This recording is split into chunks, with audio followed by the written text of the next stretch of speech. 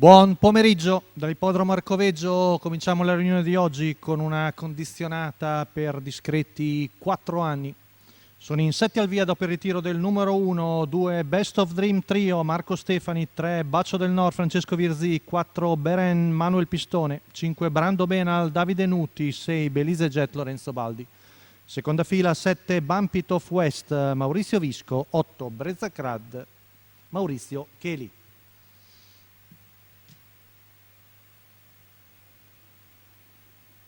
Leggermente discosto Brando Benal.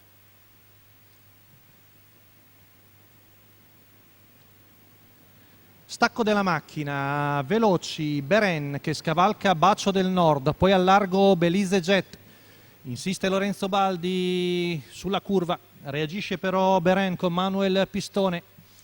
Ci prova ancora la femmina e passa quasi in prossimità del paletto dei 200, quindi Belize Jet battistrada su Beren, poi Bacio del Nord a precedere Best of Dream Trio, poi Bumpit of West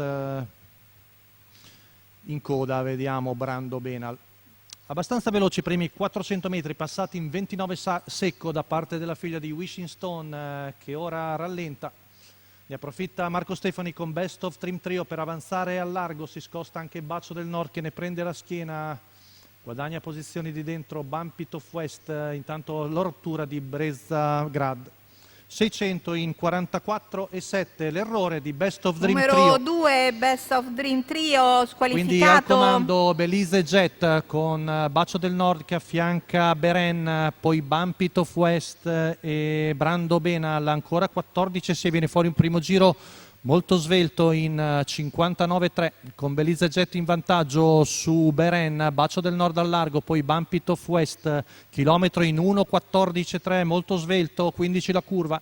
Siamo sulla retta di là con un terzetto che ha preso vantaggio, poi Bumpit of West e Brando Benal, Belize Jet sempre in vantaggio su Bacio del Nord che è al largo, 14,5 ancora la frazione, in corda sempre Beren, poi prova a spostare anche Brando Benal.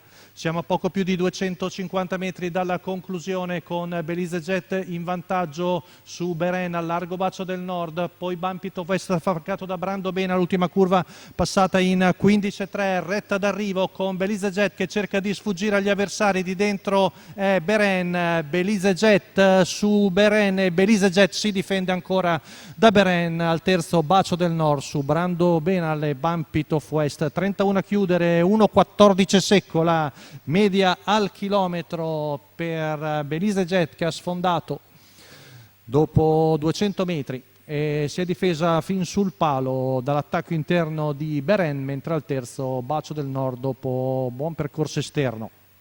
Quindi la vittoria per Belize Jet, la figlia di Wishing Stone e Narina Jet di Lorenzo Baldi, che ne cura anche il training per i colori dell'allevamento Toniatti.